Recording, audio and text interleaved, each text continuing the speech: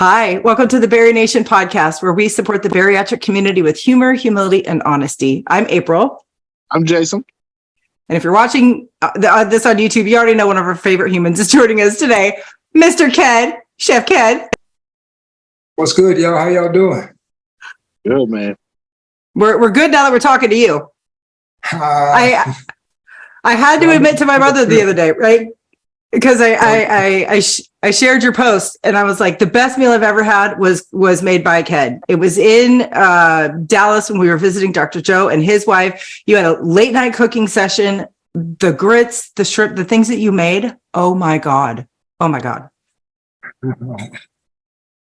The good stuff. Yeah, that was the good stuff. We got to run that one back. We definitely got to run that back. That was a good time. Man. We had the grilled salmon on top of having the shrimp and grits. Man, that was all time. Yeah, we had that was quite a meal, man. And jumped off a flight and came right into Joe's kitchen, man, and made it happen. It was epic. I mean, yeah, literally, it was. We were late leaving Atlanta. Flight wasn't that long, but we were late leaving. Then we got there and grabbed the Uber to the hotel, kind of 5-minute freshen up, and back in the Uber, straight to Joe's house. I gotta say though, if you're gonna have somebody prepping your salmon for you, I'm no better than a surgeon. I'm just saying. Like, hey, man, yeah. Shout out to Dr. Joe's compadre. I'm old. I can't remember. Dr. Chen. That's his. Dr. Chen. Yeah. Yeah, he was golden, man. He actually called me when we were boarding the plane. And he was like, hey, what do you need me to do? And I'm on the phone with him, as they getting ready to say, turn off your phones and stuff. I'm like, hey, do this, this, this, and this. And I'll see you when I get there. So that's how that went. Very good, Rad. Well, and that's kind of one of the things that we want to talk to you about today. Not kind of, it is what we want to talk to you about today. You have really taken a leap of faith and you are pursuing this new passion in your life. I think cooking has always been something that's important to you, but you've really taken it to the next level. You've launched a business, right? Your social media presence has changed. You're really focusing on your cooking. And what we want to know is, how did you get to this place in your life where you did feel comfortable taking this leap of faith and making these changes? And if it has anything to do with your bariatric surgery? Absolutely. Yeah, man. 100% it does, because I wouldn't be doing any of this probably had it not been for the bariatric surgery. I probably would be on my way out of here, not looking to make 50 years old next year. So I think that, yeah, it does. It has a whole lot to do with it, because losing the weight kind of helped me find, true purpose and giving me the balance that I needed. And also with the re-education of how to eat and, do things properly, kind of put things into perspective for me, because for a minute there, after I had the surgery, I was like, I got to stop all this cooking and doing all this stuff that I've been doing. So I kind of backed off of it, a little bit, and was just, going about my little Barry way and trying to lose the weight to get it off. And then, but you never lose who you truly are. I've always been that person in the kitchen, and just kind of found that love for it again. And I think that's the most important thing, is I found the love to do it again. And all of this happened because of, this little funky little virus that came about and shut the whole world down. So yeah, I think that had it not been for the pandemic, so we got double gratitude there. VSG surgery and the pandemic. Pandemic allowed me to refocus and think about, a lot of things that I was doing. And then I just was back in the kitchen because we couldn't go anywhere. You couldn't go out to eat. You couldn't do any of that stuff. So, I cooked. So I had to cook for the family and we had to eat. So I started cooking, and, my wife was working because she was able to work from home, but me, not so much. So I'm just sitting around watching the old reruns of Miami Vice, and, I'm like, damn, I'm watching too much TV and ordering too much dumb shit off of Amazon, like cabbage chips, all kind of dumb shit that I'm thinking that's going to help me with this weight loss. That was deplorable. It was nasty as hell. And meanwhile, I started, cooking and whatnot. And as I was cooking, I'm was doing like little Instagram stories and showing what I was eating for the day. I'm like, okay, well, food don't have to be boring. I'm sitting here eating these wings, and they were regular hot wings, but I'm not eating a lot. So I'm just kind of showing my plate, and it just kind of went from there. You know, people was like kind of intrigued about what I was eating, and then they wanted to know, how are you eating this? So I'm like, okay, all right. So I started posting a little bit more and more. I mean, if you knew from back then, those plates was raggedy. It was no presentation like it is now. And I mean, but you know, you see the growth there, and it just kind of went from there. And just kind of like overnight, I'm, you know, posting food, you know, videos and reels, and yeah, just kind of transition into what you see today, Chef Ked, and yeah, that's where we are with it. Well, and I think one of the things that, you know, you and I have talked about a lot, you know, off camera and stuff, that and you've made a lot of kind of reference to in your posts, are people see the things that you cook and then instantly get in your inbox or in your comments talking about, well, you can't, how can you eat all that? Is that what you're eating? How are you doing it? But what they don't realize is just because you make it doesn't mean you have to eat it all. Doesn't mean that that's what your plate looks like. Your presentation plate and the plates you eat off of are going to be two completely different things. And it took you a long time to get people to really understand, like, just because that, like, it's Instagram versus reality type shit that people really have a hard time kind of wrapping their head around. Did they get it already? Because hell, I'm wondering where they got it. I still get that stupid ass question on a regular basis. Every other day, somebody's like, you know, man, you're going to gain all your weight back, or how are you eating all this food? I don't get it. And obviously you'll never get it. I mean, if you know, you got to be us to know what we go through when it comes to stuff like that. And I just think that that's, you know, I don't know, that's a them problem. I'm done explaining that shit, because I think, and even with people that are in the community, even people outside of the community and inside of the community, they become consumed with whatever surgery that they've had, you know, RNY, VSG, whatever, to do with mental switch. And I think that they get wrapped up in the stigma that this is who they are now. And, you know, this is the life that they're supposed to be leading. And if they're not going to, you know, they're not going to fail, then they got to do X, Y, Z and continue to do X, Y, Z, and don't stray from X, Y, Z. And that's, you know, for the rest of your life. Well, I'm going to be the first person to tell you, that's the boring shit you could ever do, is do that, and let that be all that you do. And I can tell you that from example, because I did that for a while, and I kind of was on that track of, this is what I need, you know, this is what I need to be doing in order to lose, you know, maintain and to lose. But you'll find, if you allow yourself to find, that you'll find that different things work differently for different people. And with that being said, you know, I can eat chicken wings, yeah, truthfully, every day, all day.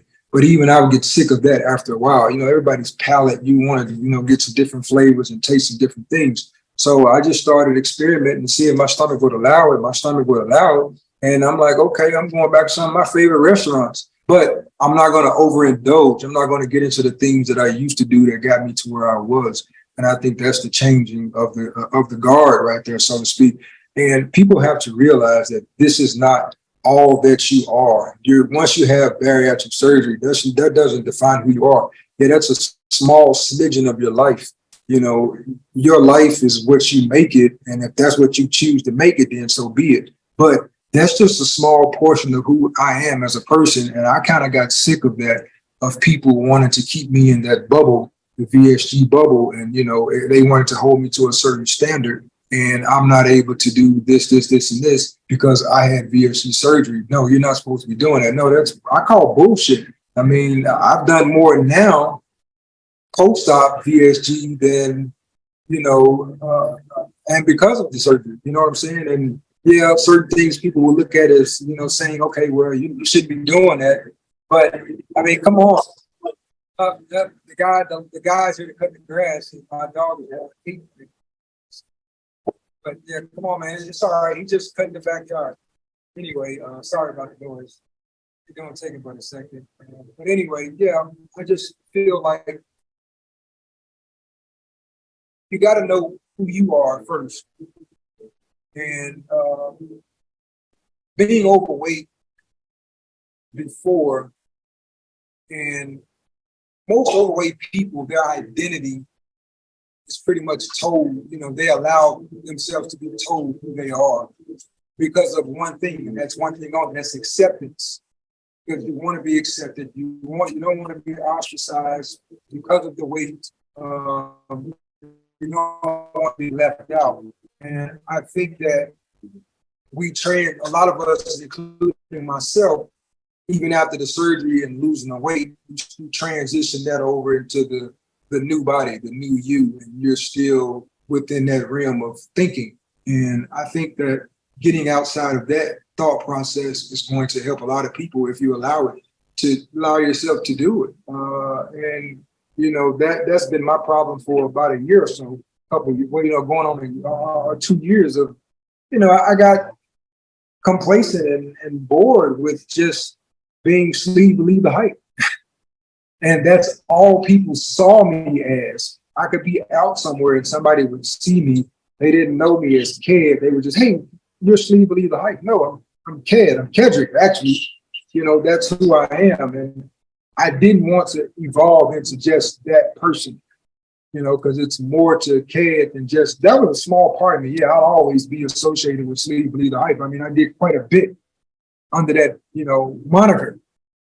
But with growth, that was why the name change was necessary. And if you notice, I didn't become Chef Ked on IG because that's just still a small part of me, of who I am. I'm more than just Chef Ked as well. I'm more than just cooking.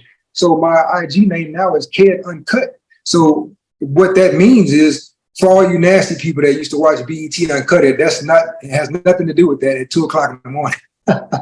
The Ked Uncut is that you're going to get Ked unfiltered, unadulterated, raw all the time. And this is who I am. That's me. So that's what the Ked Uncut comes from.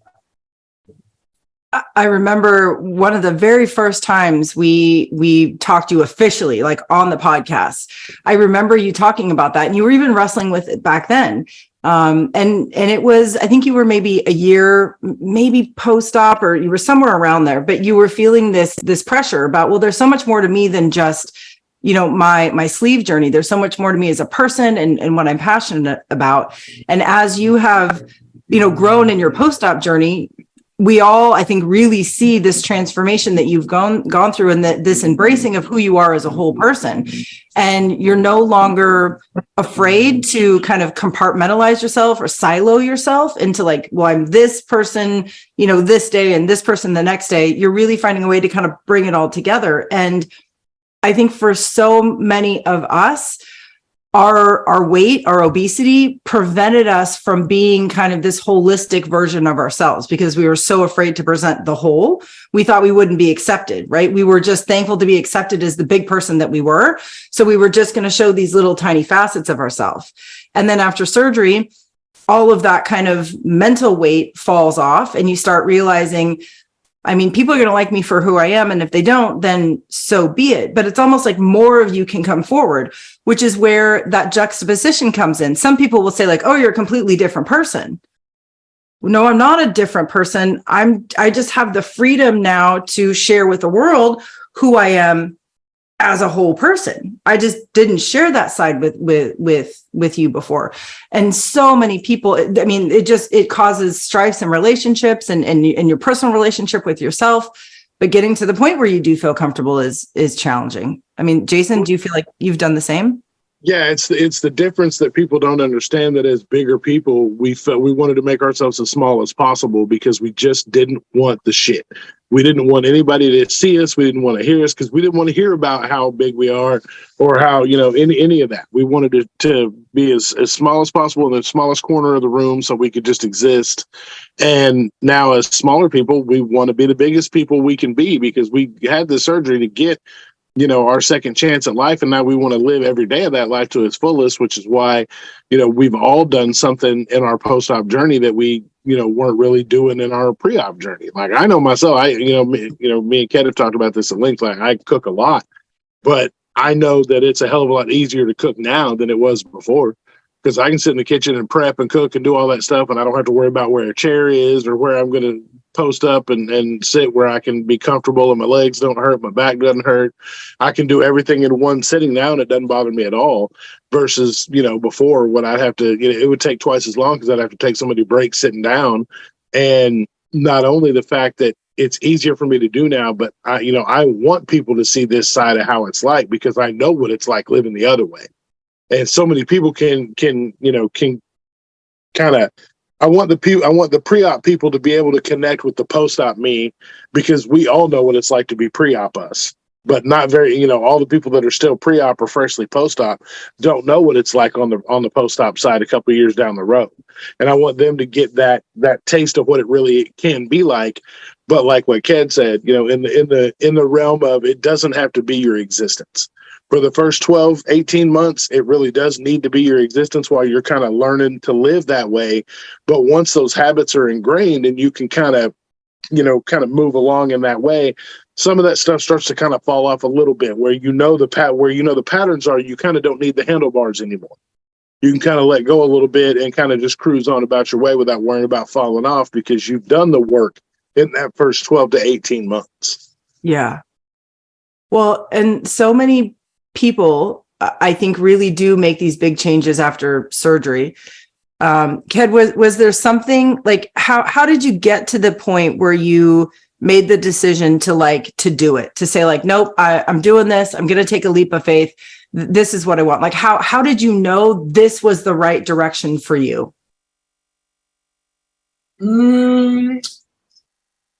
I think I didn't really know it at first. It just was a chain of events. And once I started doing the cooking reels, I think that was kind of like a turning point, because people were at me about recipes.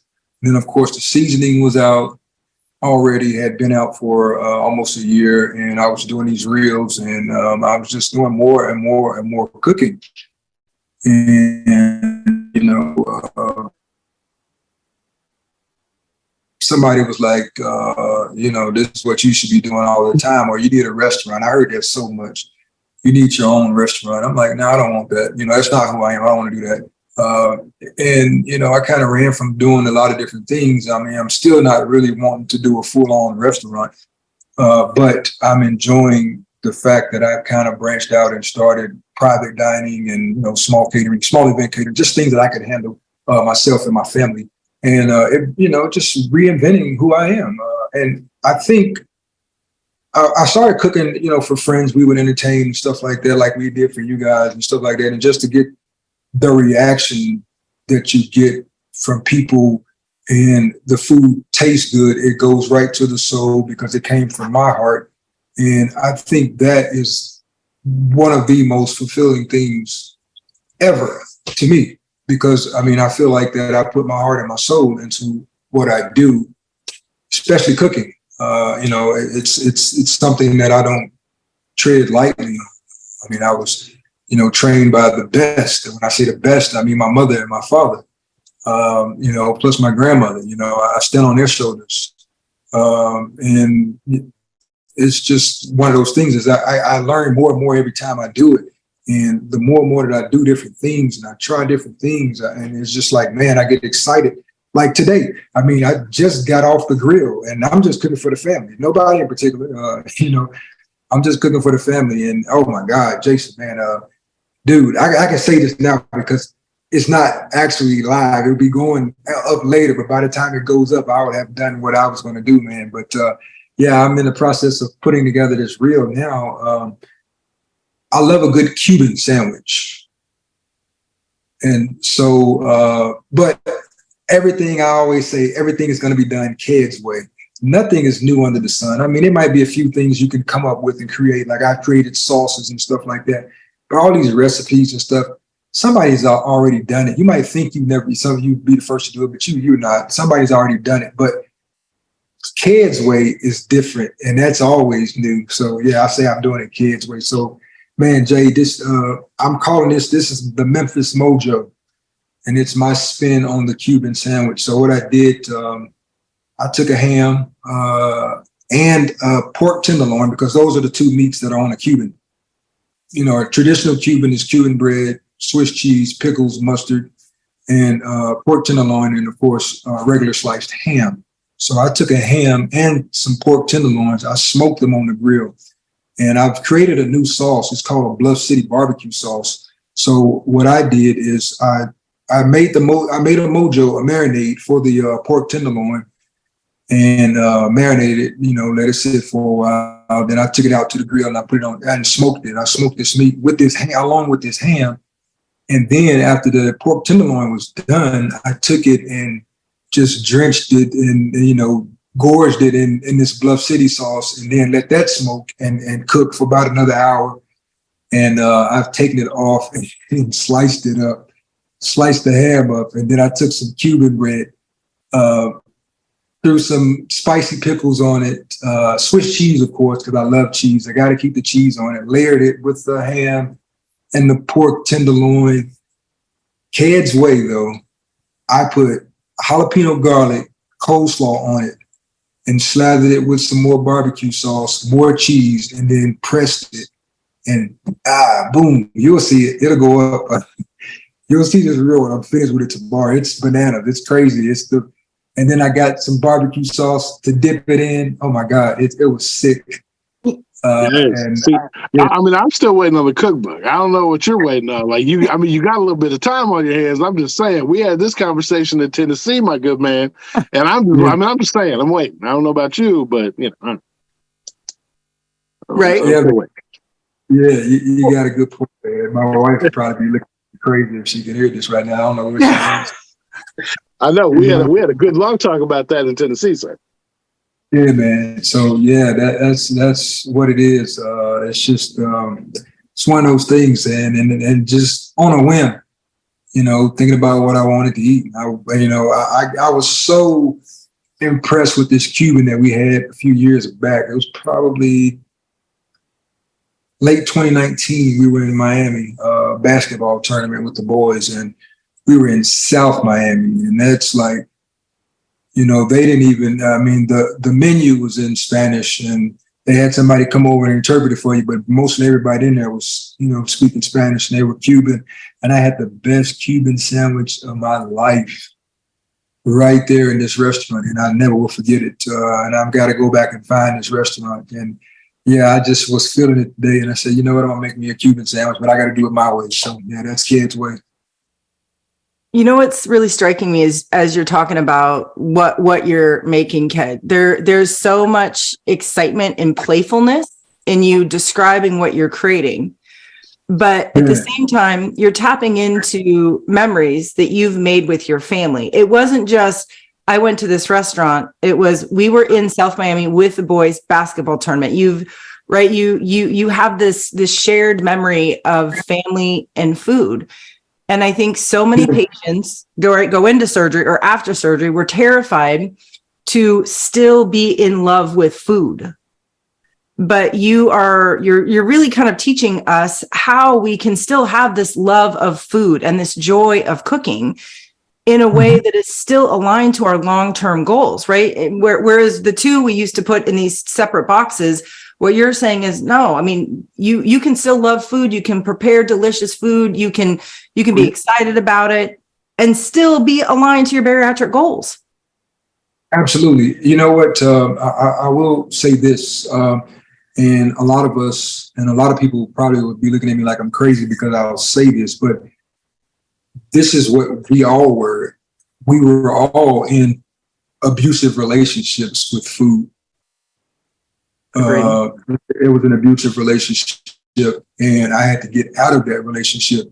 I had to literally break up with food to learn how to love food the way I should love food and treat food the way I should be treating food. So that's what it was. It was an abusive relationship. I was an abuser, and yeah, I didn't treat food right. And you see what happened when you don't treat food right, what it does to your body. And what you do, that literal saying, you are what you eat. That is the truest thing ever, because even after losing the weight, you know, it did not prevent me from getting away from the damage that was already done. You know, from the whole thing with the heart disease, just my back, so many ailments that were still there. And I mean, just the fact of already, I'm like knocking at 50's door, that the father time, So but I still can't complain, because what if I was about to be 49 years old and still almost 500 pounds? Where would I be then, as far as with these ailments? So I'm still grateful, even though, and I'm glad to go to the doctor to find out that, hey, I'm got early onset heart disease, or spinal stenosis and everything. I knew that already from so many years ago, but it didn't bother me after I had lost the weight. But then out of nowhere, last summer, it's back with a vengeance, the sciatic nerve and stuff, and then found out I got arthritis, and you ain't getting rid of that. Mm-mm. It's just something you got to deal with. So I think that people, once you realize what your relationship is with food and where you stand with food, and you take a step back, so to speak, and I mean, you always got to eat, because you got to eat in order to live, but you don't have to be living to eat. And that's the biggest takeaway. And, even with me, so with the proverbial breaking up with food, I still have to eat, right? So I think once I got my mind wrapped around it and realized that, hey, man, I could still go to Pappadeaux's and eat the same shit that I was eating before, but I'm not going to gorge on it and have to be rolled up out of there in a wheelbarrow. Mm-hmm. That's the difference. I can eat a few bites, become satisfied. I mean, and that's not to say that, you still have to watch what you eat. If you got tendencies to be close to diabetes and stuff like that, you can't go out and just, I'm not telling anybody to just go out and just eat whatever the fuck you want. That's not what I'm saying. What I'm saying is eat what you can tolerate, but two principles, and I'm always live by: moderation and balance. That's the end game. Yeah. And a lot of people look at us now and they're like, man, he did it, I'm going to do it too. But I want people to stop looking at what you think is the finish line, because there is no finish line. The shit is never ending. This is like the 5K that never ends, like an episode of Groundhog Day. I'm telling my age, you're going to wake up tomorrow and you're going to do the same shit all over again. You're going to do the same shit all over again forever. So get used to it. There is no end game. There's no finish line. People always think, when I lose all this weight, I'm going to be straight.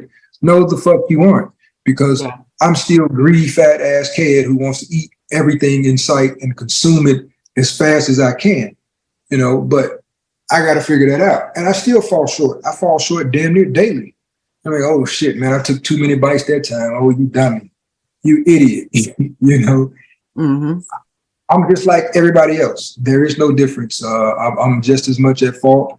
I teeter-totter with this fucking scale. Sometimes I want to throw it out the window, and I'm like, well, damn, I thought I was doing good, and I still went up 5 fucking pounds. That's bullshit. There is no such thing as perfection, and there is no finish line. So once you figure that part out, then you can probably maybe deal with the maintenance phase, which is the hardest part of this journey. I don't give a fuck what nobody says. A lot of people say, oh, it's the beginning. No, it's not. The beginning was easy. Mm-hmm. We often say, the day you wake up from surgery is when this actually starts. Not the day you commit to surgery. No. And really, it might even start 2 or 3 years post-op, truly, when you actually get your head wrapped around what you've actually gone through.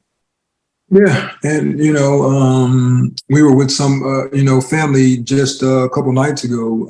And my cousin, he had the surgery, spent maybe 2 years now. He's post-op and he's lost, a ton of weight, over 200 pounds.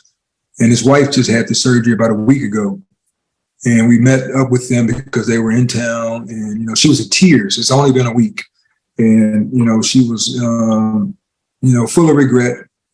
All those feelings, it just all came back. I was there. And, just to be able to comfort and tell her, hey, look, hang in there. You did this for a reason. That's what you got to reflect on. You can't look at the fact, because my wife is like, I don't even want to get together because I don't want to eat, because I don't want to be eating in front of her because she's still on liquids. Oh, And, that's the shitty part. It's really shitty to be sitting around and people are eating in front of you and you can't do nothing but sit there and sip, Gatorade, Zero or whatever protein shakes, whatever you can stomach. yeah. And that's where she is. But I mean, you did this for a reason.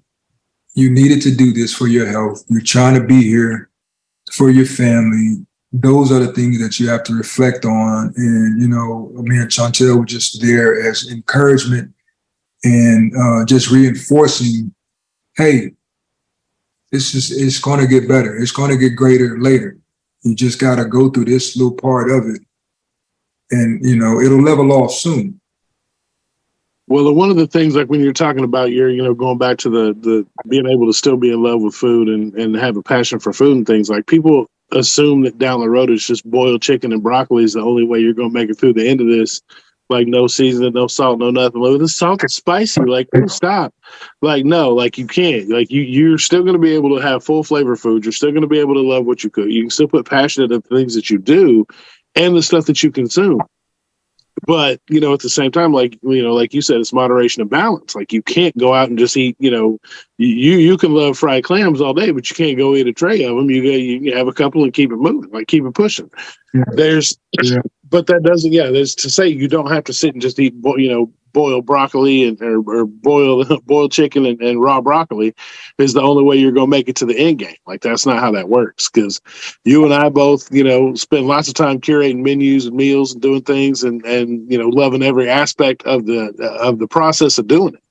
So, that's for people to realize that there's ways that you can go through it. And if boiled chicken and broccoli is your thing, high five to you, have at it. Like love life. But I know for me, it's not going to work. No, hell no. I can't do it. I mean, I tried the whole writing down shit, using the apps with macros and all that good stuff. And even with the meal prep, I suck at meal prep. That's just not my thing. I can't do it. That's just not who I am, because and there's nothing wrong with that. If that is what helps you stay accountable, then by all means, stick to that. But for me, I love being in the kitchen. So, a couple of days out of the kitchen is like punishment to me, because, I get joy out of creating and crafting. That's who I am. That's what I do. So I couldn't make a meal prep on a Monday and then I'm going to, put all this shit in the fridge and then that's what I'm going to eat every day. No, I mean, I do eat leftovers, and it depends on what it is. If it's some fucking wings, I might fry some wings or whatever on Sunday, and then we eat that shit for dinner all week, because I can do that, because that's just who I love, wings. And we do that quite a bit. But just like going in and nah, that ain't who I am, man. And then too, a lot of my meals are cooked. Well, I'm not gonna say a lot. All of them pretty much are cooked. I barely do anything processed. mm-hmm. I just don't, because for me personally, when I was doing, I stalled a lot in the beginning and I couldn't figure out why. And I had some takeaways. I was eating some different processed stuff that was supposed to be good for me. I was doing these protein shakes and shit that was supposed to be good for me. Once I took that away and was cooking my meals every single day, the weight just started dropping just like that. Yeah. But everybody's body is different. Some people respond to different things in different ways. But once I realized that, and then I started cooking and doing different things, and it's just like I got all my protein out of my foods that I was eating. I didn't use anything, and once I stopped doing that, I stopped stalling, and then it just rolled off. The pandemic came along, and shit, I lost another 100 pounds, and I was like, oh my god, I was doing pretty good, really really good, and. I've slacked off a little bit, and I ain't gonna lie. I'm gonna be the first one to tell you, man, I don't like the gym. I'm more active than I like going to the gym and getting on the treadmill. That shit's boring to walking in place. I can't even get into watching anything on TV because it's just that boring. I would rather go out and hit the greenway or trail, and then I'm out with nature, and I feel like I'm going somewhere. You're just moving and standing still. That's just me. That's how I do. I see it. I have to see it. I see it differently than a lot of people. A lot of people hit the gym and they can stand there and shit, and they can do the elliptical. That shit is punishment to me. So I ride bikes. I can get out and ride a bike, and I'm one with nature. I love being outside and doing stuff like that. So, I say that to say this: you got to do what works for you.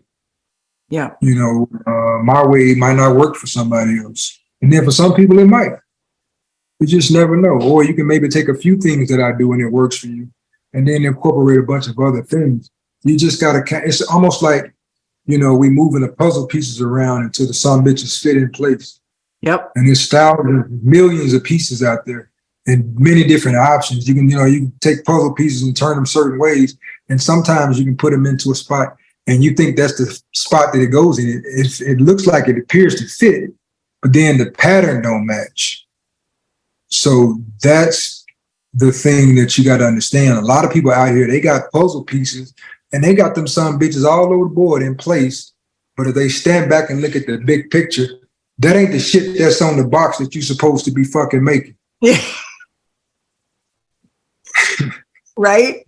But Ken, this is so perfect because it really kind of describes how we can also make the decision when it comes back to like taking this leap of faith. You realize you wanted to create something, right? You have the finished puzzle in your mind and you kept coming with different pieces. And instead of just getting frustrated when the pieces didn't fit and walking away from the puzzle, you kept turning those pieces and you kept looking for ways to solve it. And I think so many people are teetering on the edge of, well, do I do it? Do I not? Right? Do I finish the puzzle or do I not? Or they just don't know where to start or what they're actually called to do. But throughout your journey, what? I didn't catch up, but I'll forget. I'm kind of old. You know what, April? And I got this cutting board here. I'm gonna say this is what I was doing this puzzle on. I was in the beginning when I became Sleep Believe the Hype and all that. I had this puzzle and I was putting all the pieces into place and I got damn near to the top of that shit and realized that this ain't the fucking puzzle that I wanted. So I took that shit and I dumped that son bitch and I started a whole new fucking puzzle. Yeah. And the picture the end picture that I'm supposed to see on this puzzle was way different because I had put myself in this bubble. And that puzzle was only VSG. Every side it was different shit. It's whether it's going live, the Zooms that I was hosting, the podcast. The podcast was my baby, and there was a big portion of it, but it was all VSG. Now, if I go back and revisit that podcast, it won't just be, it'll be life after. There's so much in this world that I had locked off to myself because I was overweight. And I just took that part away. So I made my life all about VSG. So I had to scrap that puzzle and throw that shit in garbage and start the fuck over. And now, I'm laying this foundation and I'm loving the foundation that I'm laying because those are firm pieces and they're all fitting. And it's taking me some time and it's going to take me some time to get all this stuff that I want to do done. And, it's going to be some shit that's going to get in the way. And this, sometimes we can do puzzles. And as a family, we used to do puzzles back in the day. And we would do them on the weekend. And then we would have to walk away to go back to school. But we would leave the shit right there. And, leave all the pieces that we thought was going to fit. That's going to be good. So when we come back to it the next week, we can get together and put these and then, we'd get it done just that much quicker. So that's how life is. It's not going to all come together in that one fucking weekend. And I'm learning that. That's one thing that I don't have a lot of, and I'm praying to get a lot of is patience. And I had to redirect prayer because I was praying for the things that was going on in my life that I needed to change. But I said, you know what? I didn't have the patience to wait for God to change them. So now the first focal point of prayer for me is saying, hey, please give me patience to wait on you. Wow. See, one of the good parts about that is, though, is people do need to realize that, we talk about this all the time. Just because you start one thing in one direction doesn't mean it's got to stay that way. It's the same way with working out, with meal planning, with meal prepping, with macros, with anything. Just because you start it one way, if that way's not for you, you've got to be able to pause, pivot, redirect, and do your thing somewhere else, some other kind of way. What way works for you is the way that you're going to continue to do consistently. And you have figured that out. You figured it out, to the point you had to scrap everything, start over again, and kind of move directions. And that's okay too, because look at the way you're thriving now versus how you felt trapped and stuck before. And now, you're on a plane of existence that's much higher than you were, before, when you were doing all these things and were more visible. You felt more visible to the community, to everybody. And now look at, kind of the direction you've headed now. And so people need to realize that you can do that as many times as you need to get it right. Like, there's no set amount of time. You have the rest of your life to figure this out. Like, it doesn't, and that's with all of it, with macros, with weight loss, with stalls, with every part of this journey. Like, you have the rest of your life to get it right. Absolutely. And I think a lot of people thought I was crazy because I changed my name, because I stopped doing the podcast. They was like, man, you had all these opportunities. You was at retreat. You've done so many interviews. You was on such and such show. You was there doing this and doing that. I mean, this is, you're crazy to walk away from all of that. And I didn't walk away from anything. I think I'm more valuable, in my opinion, to the community now than I was before I placed myself in a bubble, because I'm showing people, get out your dreams. Everything that you were afraid to do because you were obese, go do it. It don't matter how long it takes you to do it, how many times you fuck it up. I fuck up daily. I burn shit up all the time. I fuck up recipes. I got videos and shit now that I think it sucks. It won't ever see the light of day because it didn't make kids cut. So, I mean, yeah, there's no such thing as perfection. And, I think that that's where a lot of people get caught up. And a lot of people get caught up in this whole influencer rat race. And I got caught up in it. I kept thinking, oh my God, this, that, and the third. And I tell you what, get into a competition like what I'm in right now with this favorite chef thing. And if you think that everybody that's following you is tuned in and tapped into you, then you're going to really find out really, really quick how many people are really tuned in and tapped into you. Because you would think that I would be a shoo-in to win this shit with 25,000 people behind me, right? If everybody voted, that's 25,000. If all 25,000 people that are following me voted daily, I would be cleaning the house right now. But instead, they're not. And I've made it to the quarterfinals, thank God, by a lot of you that have been voting for me and did champion votes and stuff like that. But, you find out really, really quick what that, and I hate the term followers because it sounds so cult-like. It sounds like I should be Jim Jones or something. I'm sitting there talking about how many followers I got. That's what that sounds like to me. Like I got everybody drinking Kool-Aid. You find out really mixing the Kool-Aid, like, yeah, I'm mixing up the Kool-Aid, man. So you kind of find out really, really quick what that means, and it don't really mean shit. It don't mean a damn thing.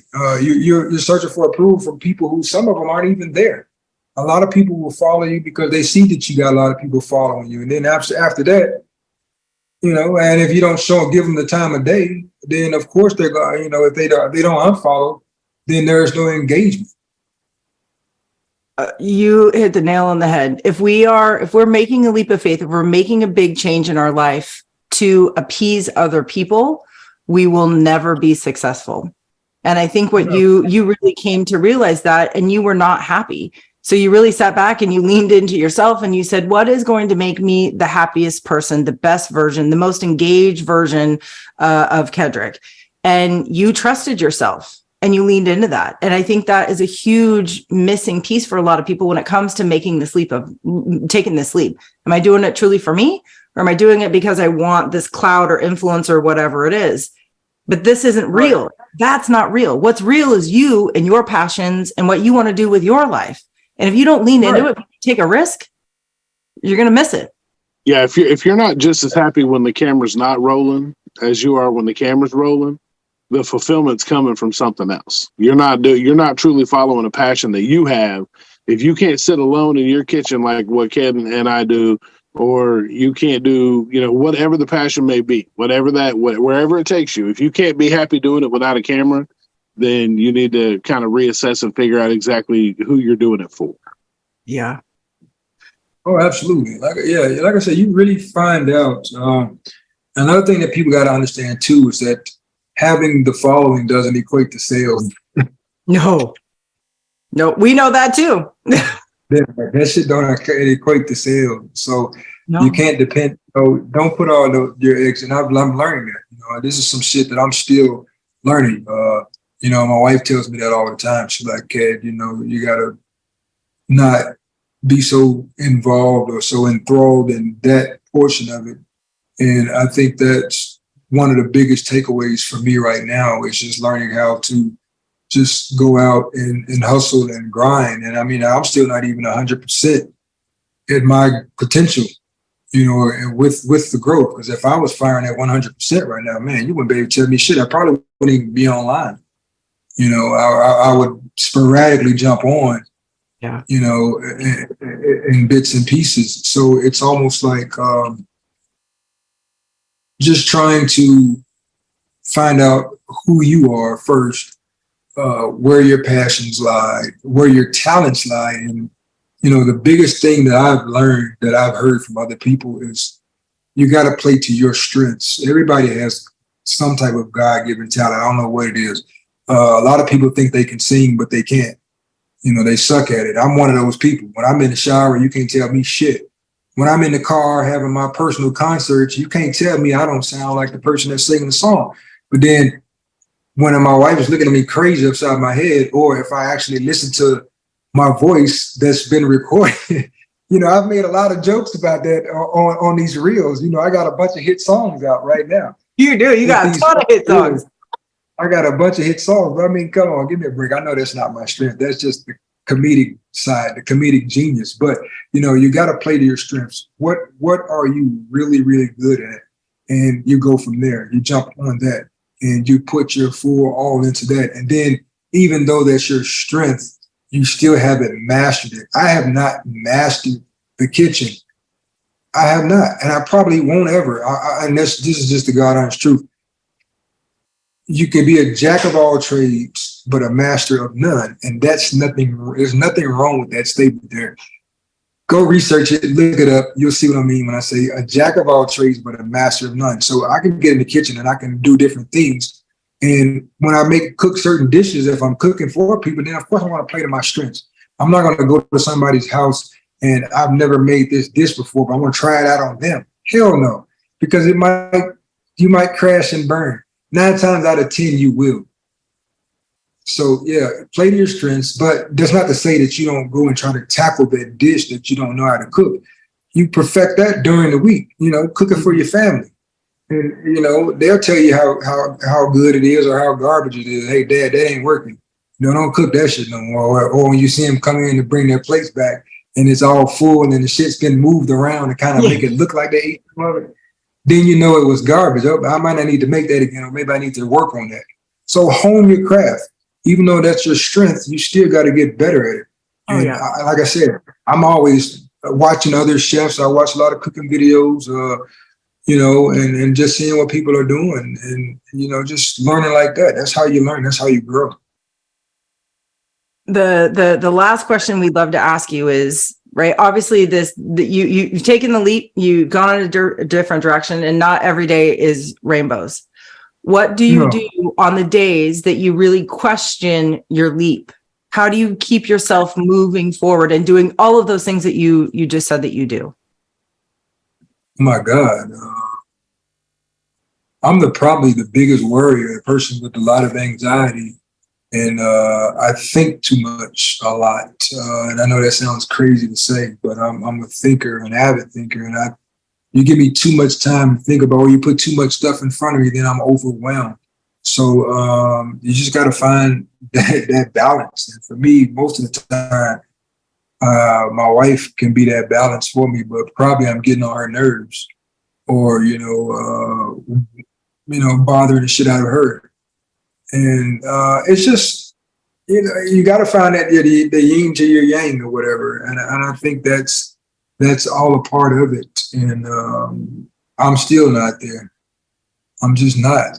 There's nothing perfect about Ked. No matter what you see online or what you see on the outside, it's far from that, nowhere near it.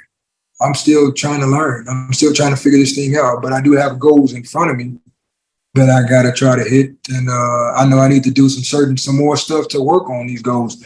I got to, put some more fire under me to move forward. I mean, I've put it out there into the atmosphere that, hey, I want this food truck now. I said I didn't want to do that in the beginning, but I want it now. I can see myself doing different things with it. I want to actually get this food truck, and it'll be a traveling truck. I'm not going to just sit here and ride the streets of Atlanta. You're going to have to know you got to look at the calendar to see when I'll be back in Atlanta. This food truck is I want it to be a traveling truck. I want to hit festivals. I want to take this son bitch everywhere and just, pull up and, hey, I'm in your town. I'll be here for such and such amount of time. And that's an ultimate goal, the ultimate dream. I got to make that happen. Don't know how, don't know when, but yeah, that's on my to-do list. You know what it sounds like to me, Ked? It sounds like even on your worst days, you're keeping your passion and you're keeping your goals front and center. Not every day is going to be a great day. Not everything is going to turn out great.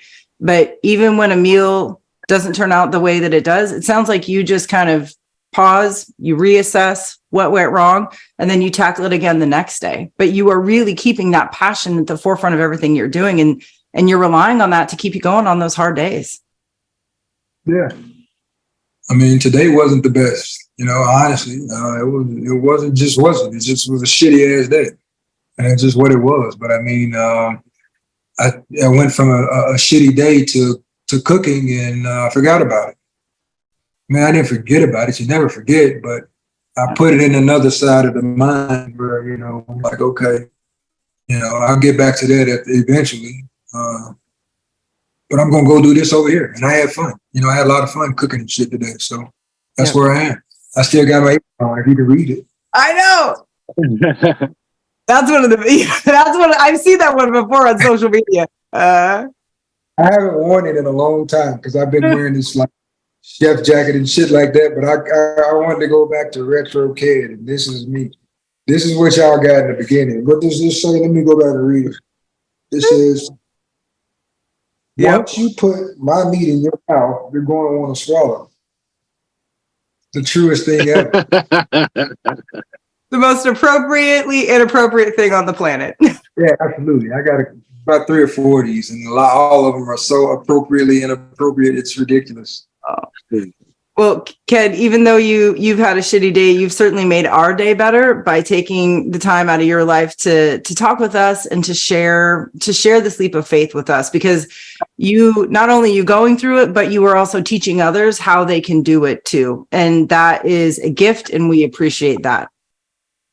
Oh, absolutely. Oh, thank y'all. Continuing to do what y'all do and what y'all do for this community. It's a great thing and helping out so many people. So definitely hats off to y'all. Y'all get flowers too. Everybody got to get their flowers while they are here. Right. I won't see the shit when I'm dead. Nope. It's a pretty powerful thing to realize that we're allowed to enjoy what we have done while we're living. We don't have to wait until we're dead. We don't have to wait for the eulogy. We can do it ourselves. No, I mean, and that's the thing. I won't ever hear the shit, so I'm a selfish bastard. I don't want to know about that shit when I'm dead. I ain't gonna hear it no damn way. Tell me my shit now. Yep, exactly. Tell me what you think about me now. Don't wait to piss on my grave. Say it now. Mm-hmm.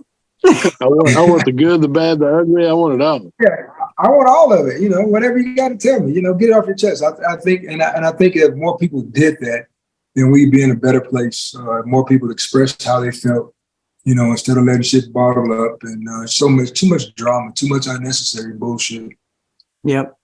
Agreed. Well, and if people do want to tell you how they feel, where can they reach you? How can they get in touch? All right, you can find me at Ked Uncut on all facets of social media, YouTube channel, Instagram. I'm even over on TikTok, trying to find my way over. I don't know what the hell I'm doing, but I got my son trying to help me navigate that part. But yeah, I'm over there to, let's see, chefkeduncut@gmail.com.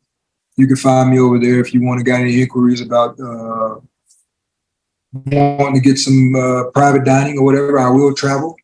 I will come to you. We can negotiate all of that, and also, of course, the seasonings, they're still around. Hypeseasonings.com. You can get yourself some Taco Tuesday, and the one that did it all for me, the Memphis City Blues, my pride and joy. Yeah, you can get all of that, man. That's where I am. Awesome. And we'll make sure all this is linked in the show notes too, so you can easily follow and get in touch with Ken. And his seasonings, oh my God, it's all amazing, but those seasonings, ooh, let me tell you. I mean, that's the reason that they want to put my meat in their mouth. That's true. That's true. I season up my meat real good. Real good. Real nice. Real nice. Mm-hmm. Oh, Yeah. Oh, Ken, Hey, I got it. Great note. Yeah, that's the best way, man. That's the best way.